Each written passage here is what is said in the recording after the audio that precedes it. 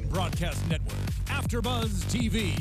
Over 20 million weekly downloads in over 150 countries, and your #1 source for after-show entertainment.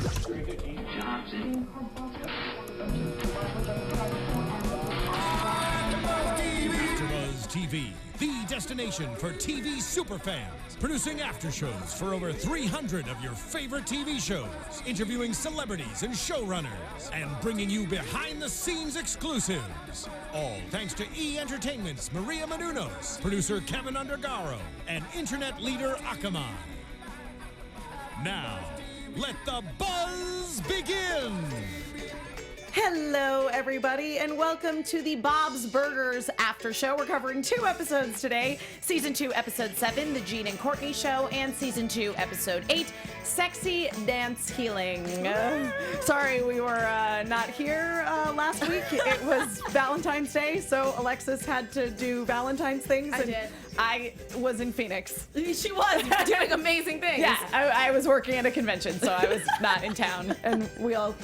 Well, the airing schedule's been a little inconsistent, to say the least, with Bob's Burgers. But we are back with a vengeance. It looks like we've got episodes lined up at least for like the next 4 weeks in a row. But anyway, let's get into it here. If you guys have not done so already, please head over to iTunes and subscribe to us there. And if you are listening to us on iTunes, then you should head over to YouTube and watch us, because then you can also see our faces talking about all the things we like about the show, because we sure do like this show. And on YouTube, give us that thumbs up. Also, you can watch live, and we do have some people watching live right now. So thank you to everybody who is in the live chat. You can talk to us there, or you can also talk to us throughout the week using that hashtag ABTVBobsB. B, of course, standing for burger, but Bob's Burger would be a really long, burgers would be a very long hashtag. Very well. I mean, we've had longer hashtags. We have had super long hashtags before, but that would be a little intense. Yeah, you can't really say too much when you've got that long of a hashtag. What do you do?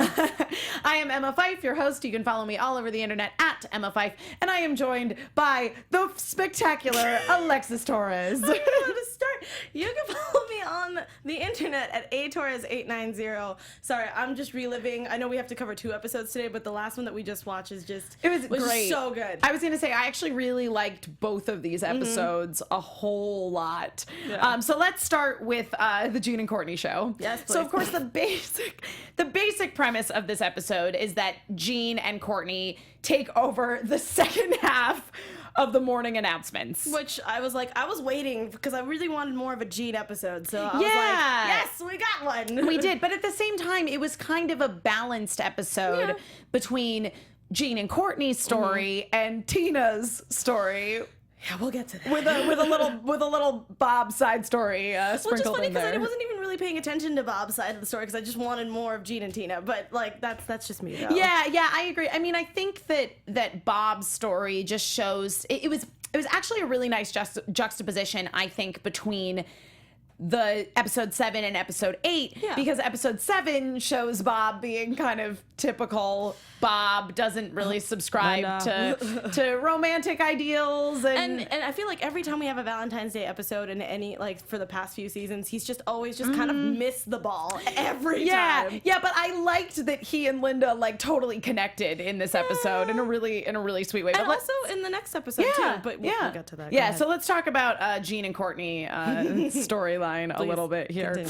So basically, the teacher who does the morning announcements is really super boring, and Gene and Courtney kind of just start riffing, and the rest of the class starts to laugh. And basically, their like homeroom teacher decides that they're super funny, and she's chatting with the AV guy. She's like, oh, I loved her line where she was like, I'm really starved for entertainment. I canceled my cable. Yeah. And he's like, I have cable. Just say no. Oh, okay. You're on your phone. That's cool. That's cool. That's fine. It's fine. And so the teacher who runs the AV club basically is like, Gene and Courtney, I'm gonna make you guys stars.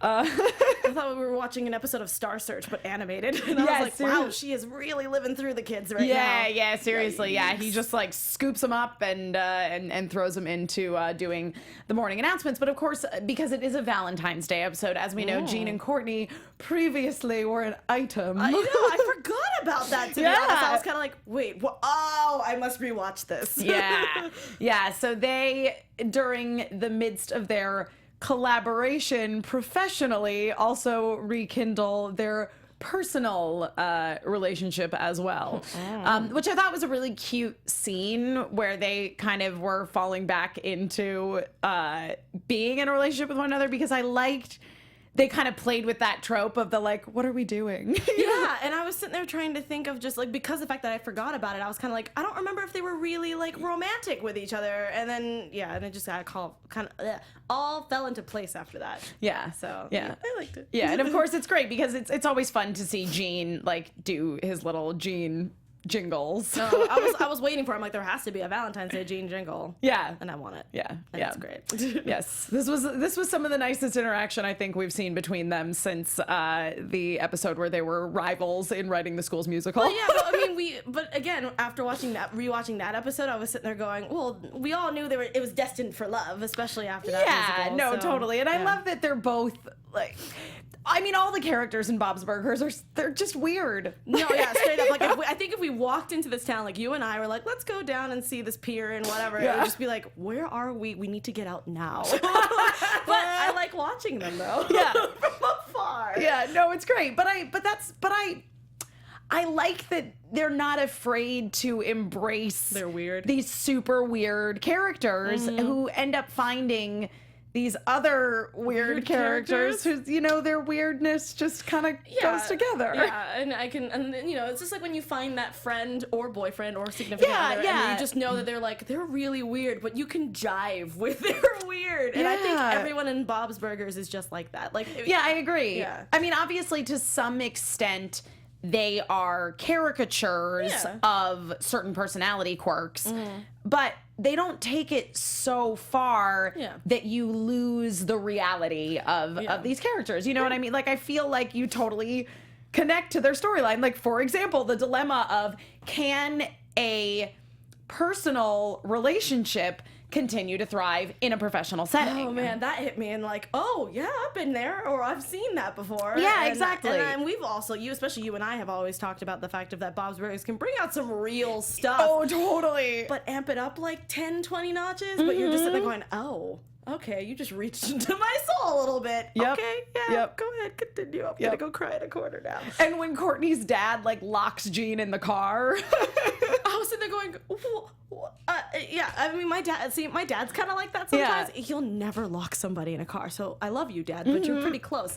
But yeah, just the whole scene of having a dad kind of sit there and be like, you're not going to date my daughter kind of thing was just great. Yeah. I love that. I will say I was kind of glad that Courtney and Gene decided, because basically their morning announcements start really suffering once they're in a relationship. Well, wait, how old is Gene again? I'm blanking. Like 10, 12, because Tina's supposed to be like 14. Yeah, so she's like in like the middle of high school, and he's supposed to be in middle school. So I'm like, middle school morning announcements were pretty terrible. Yeah, definitely. So I'm like, the fact that there's like towards the end was just like phenomenal is just, I know, is just saying something. Yeah, their final morning announcement was so great, and of course Gene busts out his little love song. I know, and I was like, all right, I was not expecting that. I will take it. I got a little teary. Right? I was like, okay, someone, babe, bring me the tissue box. And he's like, what? Specifically, the line that really got me was he was saying, when he says, your heart's not broken, it's just growing. I was like, oh, Gene. Like, just in general, just he's so good with I love it because a lot of people used to say like, oh, Gene's just a bunch of noises. Like, I'm not trying to bring a Friends reference into it, but like Ross when he was like, doing his thing. Yeah. But like, Gene puts a lot of his heart and soul into his stuff. He does. And people forget that. Yeah. And it really showed in the final announcement. Yeah, no, it was so it was cute. totally adorable. Yeah. And then even though he and Courtney ended their relationship, which I will say I was kind of glad that they did, heartless though that sounds to say. No, but it just you could just feel it though, that it wasn't like, it was there but it also wasn't there. And I kind of want to see Gene with somebody else, to be honest. Like, I liked her, but I want more for Gene. Yeah, I feel like Gene needs to get out there and explore. And I think he's ready to mingle. Like, straight up. Right. After he heals from his broken heart for even a little bit. especially since in this episode we didn't really get to bring that up because it was mostly focused on Bob, but like, I feel like whenever they bring that back into play, I think Gene will still be pretty salty about it, but I feel like he will grow from it. Yeah, I agree. And I also just like that the majority of the like kids trying to figure out relationships is focused on Tina. Yeah. Which we definitely see in this episode. Okay, so let me ask you this. At your school growing up, did they used to do this where you would be able to like pay $1 and buy carnations and have them handed out? I'm so glad that you brought it up because I have stories. Yeah. Okay, I know that we're gonna get into personal hour right now. That's but okay. I mean, that's the thing about Bob's Burgers, and I think the reason that it is so successful as a show and why it's so funny is because it does like just really strike those chords. And it hits me every time. Like, so I was sitting there trying to think of the fact of like, okay, I was in high school. I think I was actually Tina's age. I think I was 14, and we had these things, and we had this was a Christian school, so you had to be like really careful what you write on these letters. But anyway, so like we did these things where you would get a flower, and it'd be a little card and like a little thing of chocolate, like it'd be like a little thing. But like I had a bunch of guy friends. Like, that's all I had when I was growing up. So all these other girls were getting stuff from like, because you couldn't tell them that you were dating because it was a Christian school. Christian school, so of they would course. just be like, oh yeah, it'd be from your friend Tina or your friend Jessica or whatever. But really, it was from your boyfriend. Yeah. So I didn't have a boyfriend at this time. I was single. So all of a sudden, there was a guy that came in and he was like, we have a Valentine's gram for Alexis. And I was like, oh. What? Okay. And then the next class, we have another Valentine's Day gram for, but it didn't have a name at the bottom. So I was like, okay. Oh, and then there was another one and another one. Because I had 6 classes. It was 6 periods. And I was like, what's happening? So I had half a dozen roses at 6. That's amazing. And I was like, what the hell is going on? And at the very end of the day, I was like, I don't know where these are from, but I know who runs the Valentine's Day card. So I went over to her and I was like, come on, tell me who's giving me these, because this is kind of freaking me out, but it's also making me feel special. And she opened there's like our closet door. She opened the door, and all my friends were in there, and they were just like, because we love you for Valentine's Day. And I was like, oh, you guys. And then they got me a giant cake and then pushed my face into it because they're guys. But I took it. I was like, oh, thanks, guys. That's so sweet. Yeah. So that's like the only thing that I took away from like Valentine's Day cards, because throughout school, you're just like, I wish that I could get one. Well, and or I mean, you got one. Or you got one. I mean, that was the deal with Tina. So Tina basically has been put in charge of collecting the money and holding on to the cards that are going to be distributed with the carnations on Valentine's Day. Which I think is perfect for Tina. That's why I love Oh that my she God, was the so great. Because Tina is such a romantic. Yeah, and she's like the best matchmaker. Absolutely, absolutely. So it's super funny to put Tina in that position and then have her just have a meltdown about it. It was that's what I was afraid of when she was like, oh yeah, I'll do it. And I was just like, but she's gonna break down a little bit because she wants love for herself. She does. Yeah, she definitely does. And I mean, the thing is that Tina is very much, we're seeing her start to like not play by the rules as much, but she really does always try to do the right thing and try to be by the book. But oh man, I know. We have I'm trying to read it here. Beamer 77. He says, I would totally buy 5 roses for myself. LOL, sorry, not sorry. I mean, that's awesome. I have friends who have done that before. Where they feel like, especially for us who are adults, our Valentine's Day grams are now the Valentines you get at the office. Yeah, so that's true. Like you see the receptionist and a bunch of the people coming in with other roses. You're like, all right, who's it for? Who's it for? Who's it for? Yes. So I get it. I've seen people who they bought roses for themselves because they're just like, I'm not gonna be that girl. Not today. Listen, but there's nothing wrong with that. Treat yourself. Yeah. Thank you. Thank you. See, this is why she's amazing. This Emma Fyffe over here, she's great. I have no problem with that. I will take it. I'll be like, yeah, I buy a giant thing of hearts of chocolate for me. Absolutely. So what? Yeah, it's my day. I deserve it. But Tina really, of course, wants Jimmy Jr. to buy her one of these carnations. I mean, who else would it be? Even though she did have a weird fling a few episodes ago with Mr. Makeout guy. With the Banksy guy. Every time, I can't look at his face without thinking of a terrible kisser he is. But anyway. So she's basically in charge of this, and as far as she can tell, nobody has gotten a card for her. So she goes home and she's got the box and she's kind of like trying to look inside of it. And Louise comes by. Oh, God. I knew this was going to be terrible. And Louise is like, she kind of interrupts Tina and she's like, you need a flashlight? And Tina's like, no, I totally wasn't snooping. And Louise is like, well, I wasn't spying on you. And then Louise goes and so basically Louise picks the lock on the box, then takes out some of the letters, and they find out that gosh, who was it? Was it?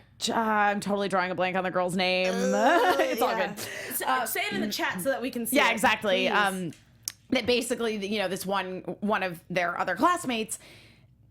Jocelyn, isn't it? Tammy and Jocelyn is her buddy. Yeah. So Jocelyn basically has gotten 4 carnations. Yep. And Louise is like, well, I mean, I can totally just melt these open.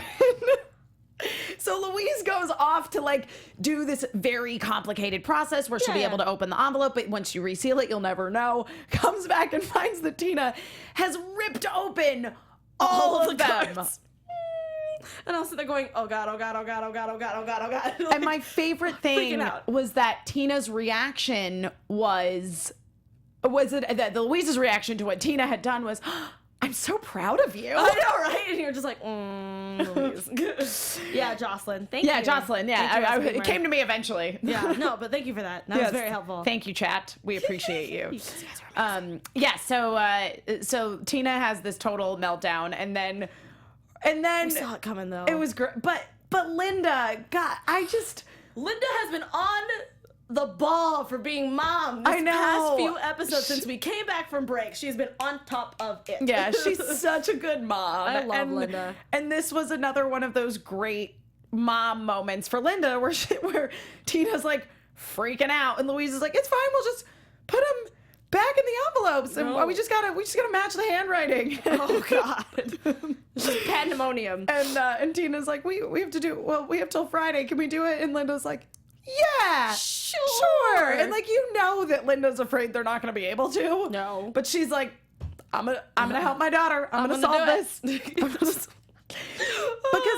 what I love is no one is mad at Tina for doing this. No, and I would never be mad at Tina for. I bet you if the students found out about it, they'd be like, "Hey, you know, sure, but we've all been there, yep, at least once, yep." Sorry, your face is just like, yeah, we don't need to get into that. No. But meanwhile, Tina's freaking out because she's like, "Man, I totally let everybody down after Dad was so good about pre-ordering those 200 carnations." I was proud of Bob. I was like, you get it, buddy.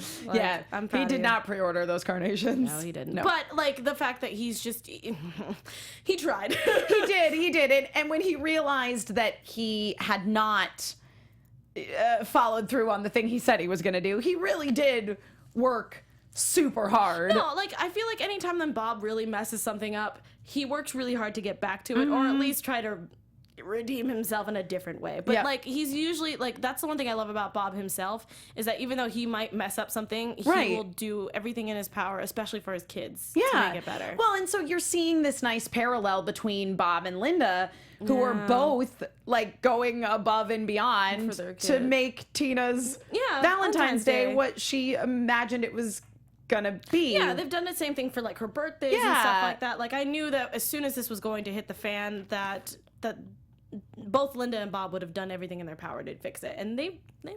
Yeah, they did, and ultimately, that was the connection between the two of them for Valentine's Day, which is where beautiful. Tina goes inside and she's got the carnations and she's got the little envelopes and she's gonna go around and deliver everything to everybody, and Bob and Linda are just standing there outside the school, and Linda's like, "You forgot to order the carnations, didn't you?" "Yeah. I didn't get you anything for Valentine's Day." And she's like, "It's cool, I didn't get you anything either.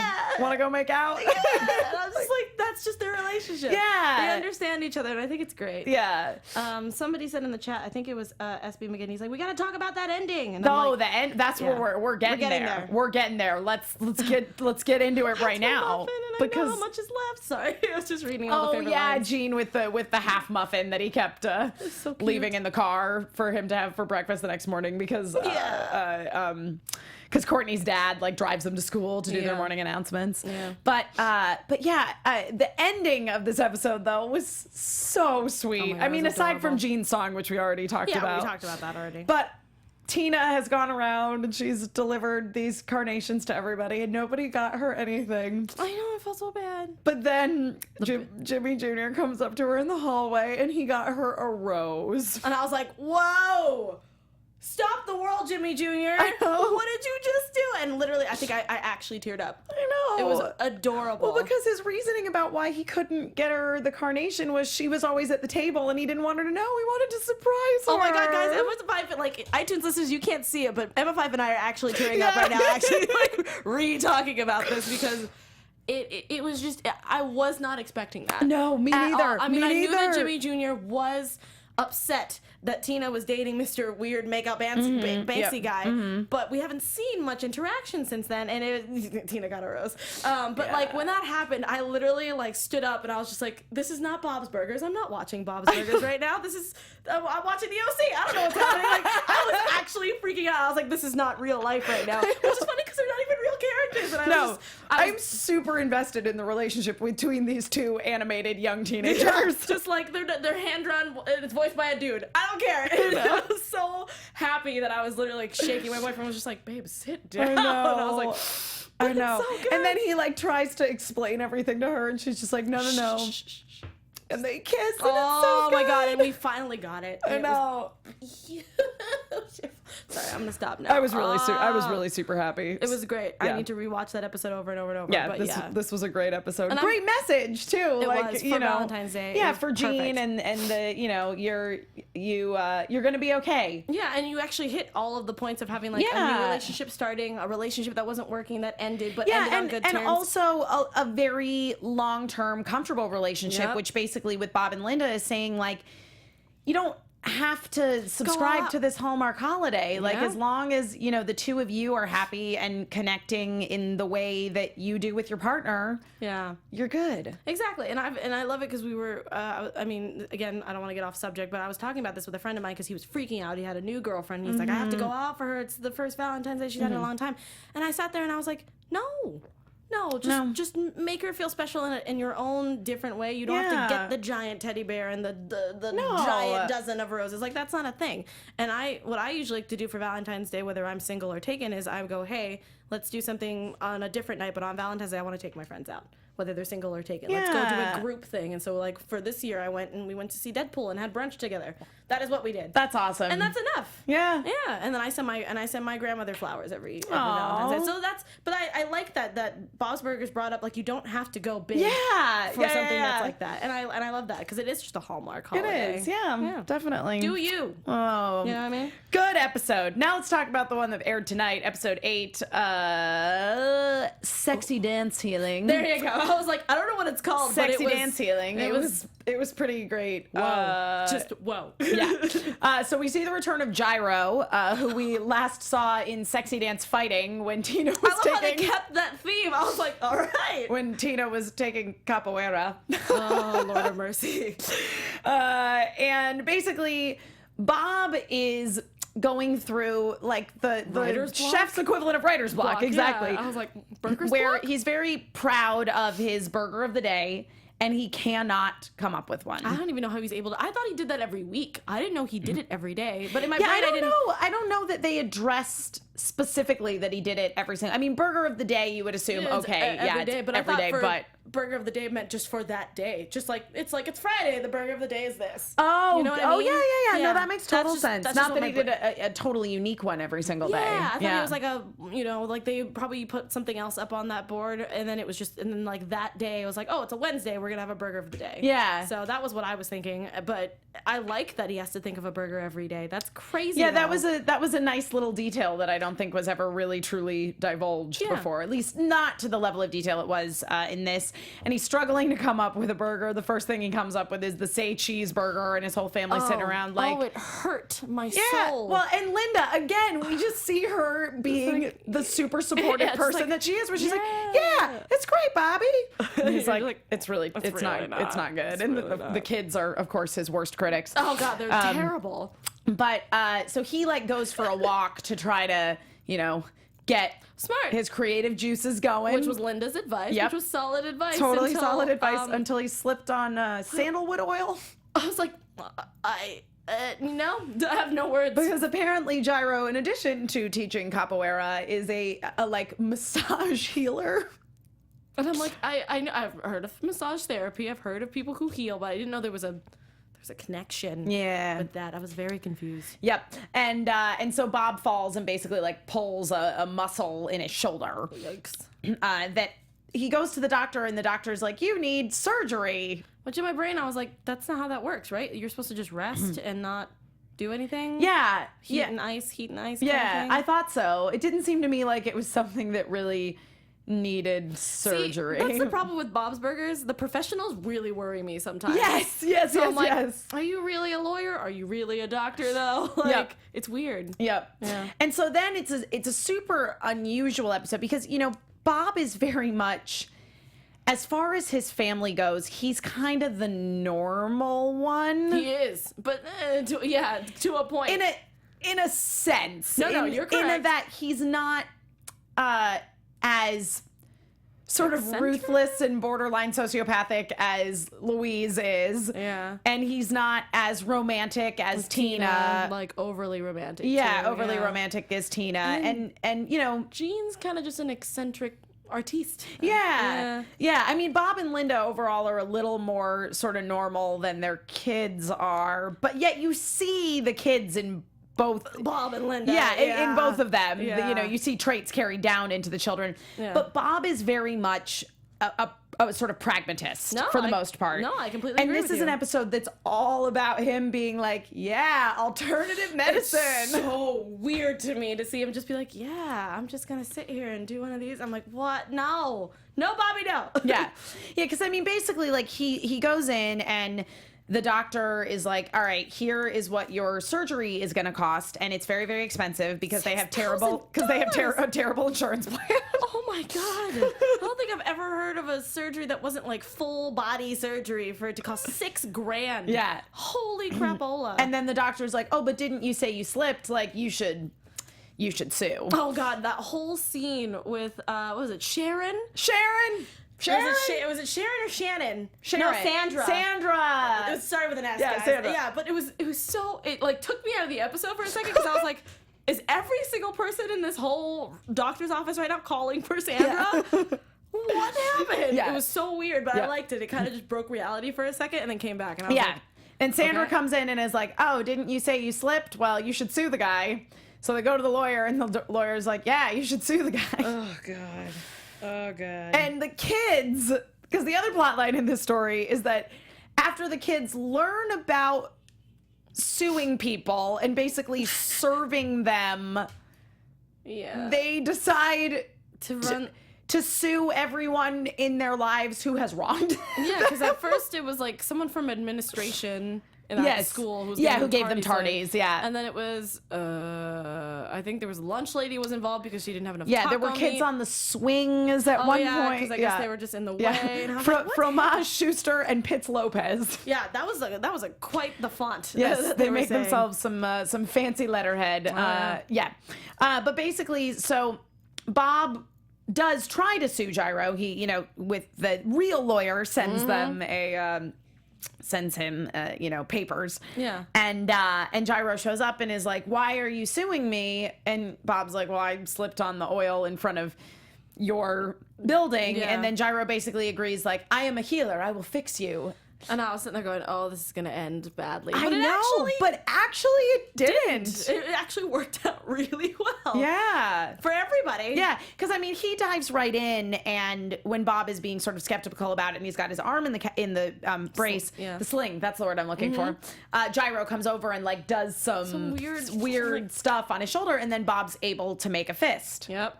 And so he's like, "All right, cool." And Gyro basically is like, "I will heal you in 10 sessions, or I will pay for your surgery." Yeah, exactly. $6,000. Gyro definitely does not have that money. No, and he brought that up during his sessions that he doesn't stress over money. And I'm like, and I agreed with Bob, where there was the adult in me that was like, "Don't you pay rent?" Yeah. Like, what are you talking about? I stress about money all the time. Yep. So I don't know. Yep. And then basically, so Bob really does start getting better. Yeah. I thought the interaction when they ran into the doctor was really super funny. I was expecting it to be totally different, but the doctor was just like, "Keep up the good work." Yeah, and exactly. Yeah, because they run into the doctor and the doctor's like, Bob, you never scheduled your surgery. He's like, "Yeah, I've been working with this guy Gyro instead, like getting this holistic massage healing. Yeah, and I love it because even the doctor was like, "Who are you?" And he's like, "I am Bob's healer." Yeah, yeah. It's like, great, Wonderful. And he's like, all right, but can you high five? And he's like, Gyro, do you think I'm ready?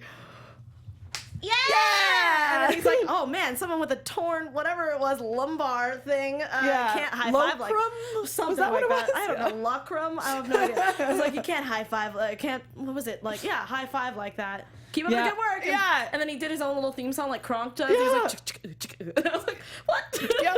No, and like, we never revisit that. Yeah. It was just, that was it. Yep. End of story. I was like, Okay, sure. Sounds good. It was great. And of course, this other sort of thing that's going on as Bob gets closer and closer to being healed, he gets scrunchies. Hey, guys, I'm a firm believer in scrunchies. Yes. It's funny that we actually brought up scrunchies in this episode was because I remember I was hanging out with somebody and their friend who's never met me before. We were just talking at a bar, and she was just looking at my wrist the whole time, and I was like, What's going on? What's going on something there? wrong? And she's like, is that a scrunchie?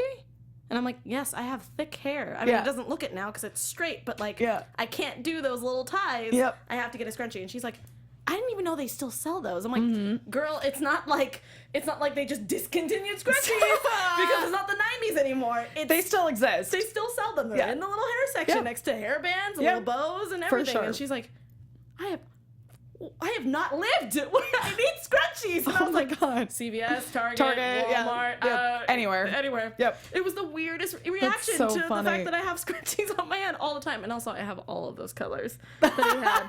No joke, I went to CVS today, and then they had those exact colors, and I bought them. That's amazing. I'm really sad. I love it. I know. I was like, I wish you had them on right now. Next episode. But basically, so, Gyro's whole thing is like, oh, Bob, you're really stressed, and there's something in your body that's making you really super stressed. Mostly in his butt. Yeah. Yeah, which is weird, but sure. But yeah, that checks out. That was actually going to be my question. Have you ever gotten a massage and had to deal with someone who was just like, you have knots, but they were like in places that you weren't really comfortable with them getting the knot out? Have you ever like that? No? Yeah. No. Yeah.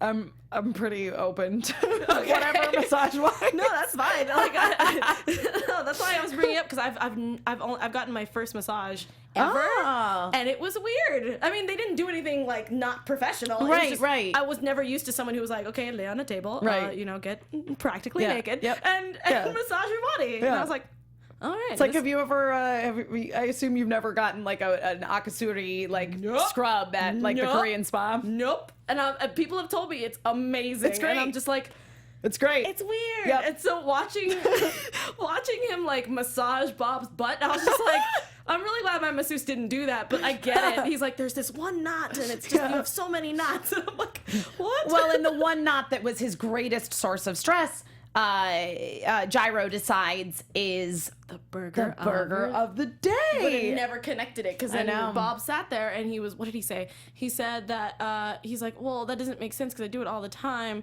But I would have never went on that walk because I was trying to think of the burger. Because basically, Gyro was like, it's destiny that brought us together. Like, I'm here to help you figure out what was stressing you and you need to let this thing go.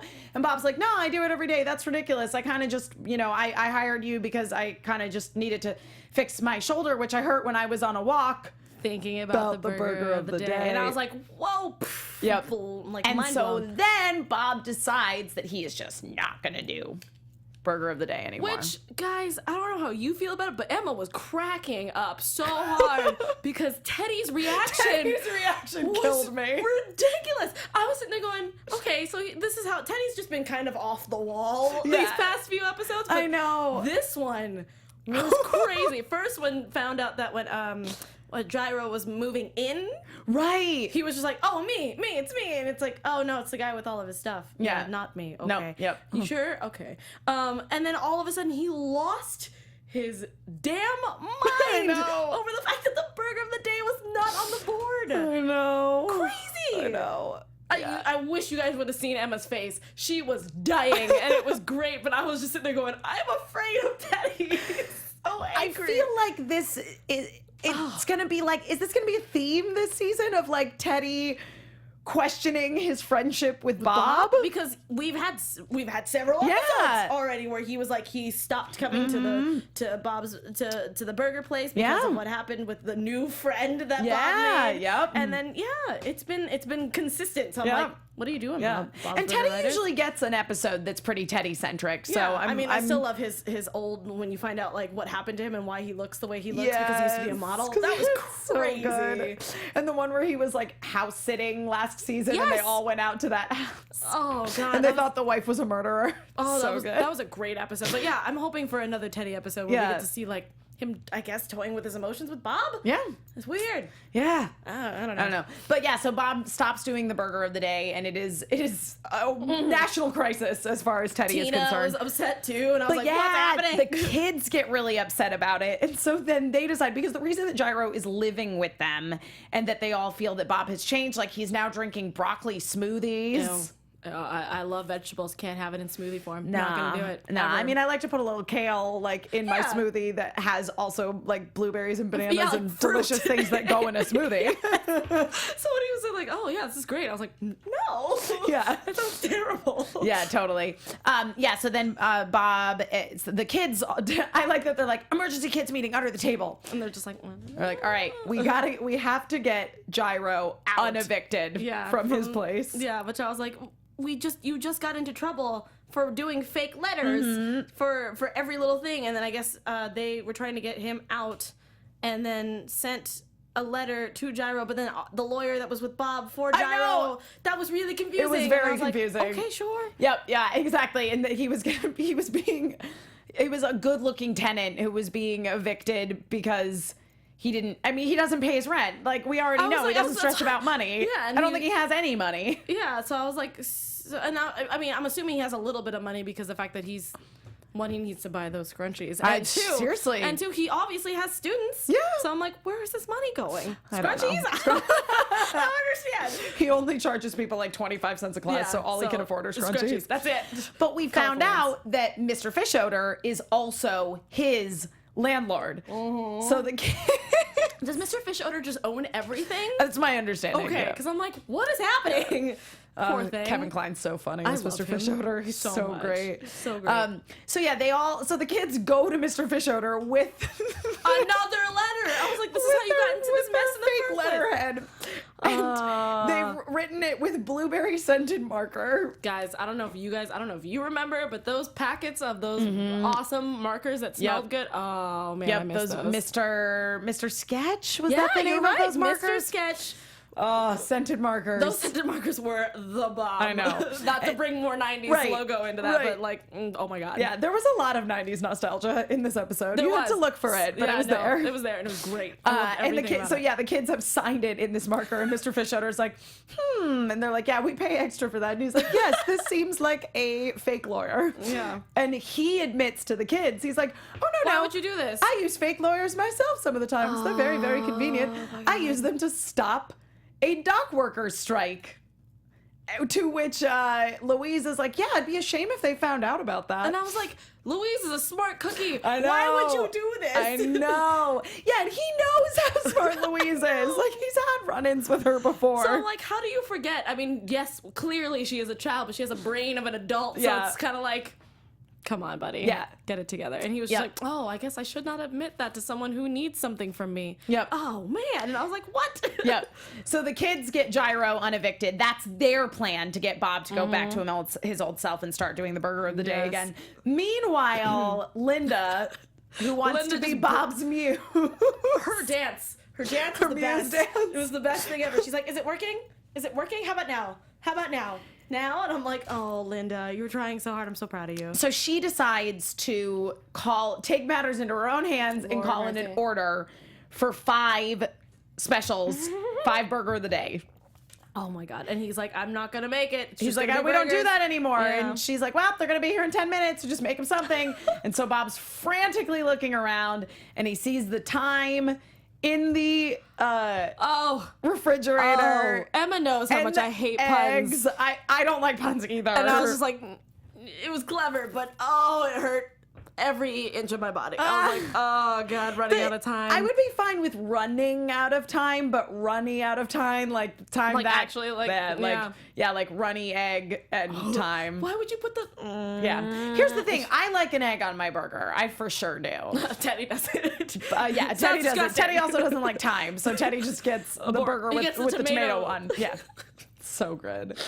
But basically, you know, Bob hears this order and he gets inspired and he's back and he's like, oh, it's the best thing I've come up with in weeks. And then they put the whole order together and he's like, well, where aren't they coming? Their burger's cold. And Linda's like, yeah, actually, they're not going to be here. I made that up. And I was like, okay, good on you, Linda. Yep, and Linda's action inspired Bob to come up with a burger of the day. I'm amused. Look at that, I did it. And I'm like, oh, Linda, you're amazing. Yep. And Gyro gets unevicted. Yes. Because Mr. Fischoeder doesn't want the dock workers to find out that he didn't use a real lawyer in their strike case.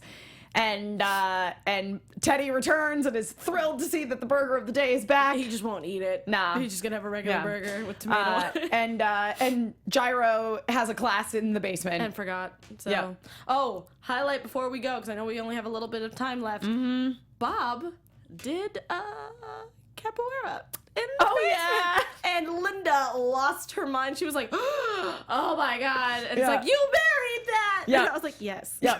My favorite was, one of my favorite moments was when Gene was talking about how, like, he farted in the shower in the morning and then to, like, stink it up. And Bob comes in and his reaction is, Namaste. And Louise is like, that son of a bitch. That's my favorite. I think that's like the one thing I know we've never talked about it on the show. At least I don't think we have. My favorite part of just Bob's Burgers in general is anytime the kids curse. Yeah. Because you forget that they're children, and then you look at them, and then they curse, and you're like, oh, wait, duh, okay. Because they're not kids, they're not voiced by kids. They're voiced by adults, but it's just really funny to watch Louise, who's supposedly supposed to be like 10, maybe even younger than that, I think. She's supposed to be like 10, 11 years old. I think maybe even younger, like 9. 8, 9, yeah, something like that, and she's just like, that son of a bitch, and I'm like, you're so amazing. You're a child. But anyway.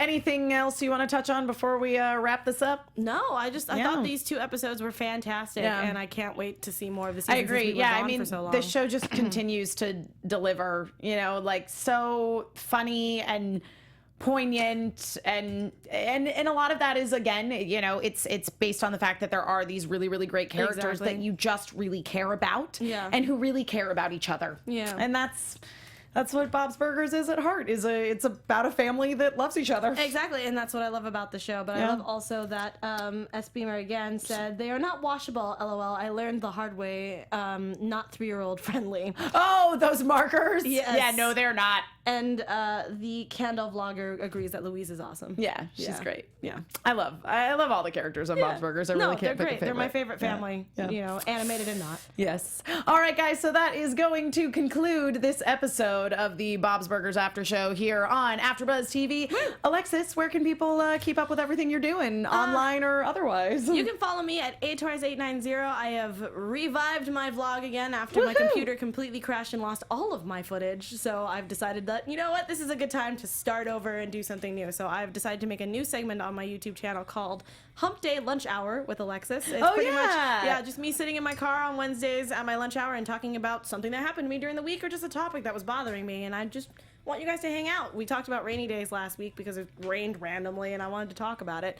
And there was 3 questions there, which you guys can look up there. Just go to youtube.com/Torres890. I love it. Oh, thanks. And I'm Emma Fyffe. You can follow me all over the internet at Emma Fyffe. That's my name, EMMAFYFFE.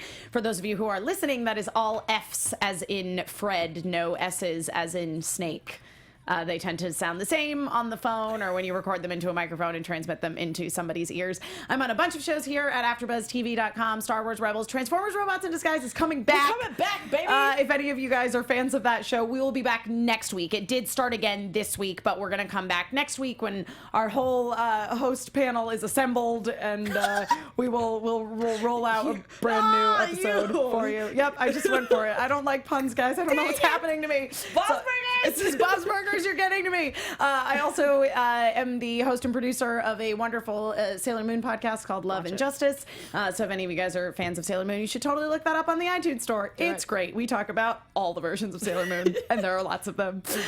Again, thank you so much to everybody for joining us tonight. Everybody that was in the live chat, be sure to use that hashtag ABTVBobsB to talk to us throughout the week, and we will be back again next week because Bob's Burgers is on again next week. Yay! So we will see you guys then. Bye. From executive producers Maria Menounos, Kevin Undergaro, Phil Svitek, and the entire AfterBuzz TV staff, We would like to thank you for listening to the AfterBuzz TV network. To watch or listen to other after shows and post comments or questions, be sure to visit AfterBuzzTV.com. I'm Sir Richard Wentworth, and this has been a presentation of AfterBuzz TV. Watch it here, but they wouldn't let me. Buzz you later. The views expressed herein are those of the hosts only and do not necessarily reflect the views of AfterBuzz TV or its owners or principals.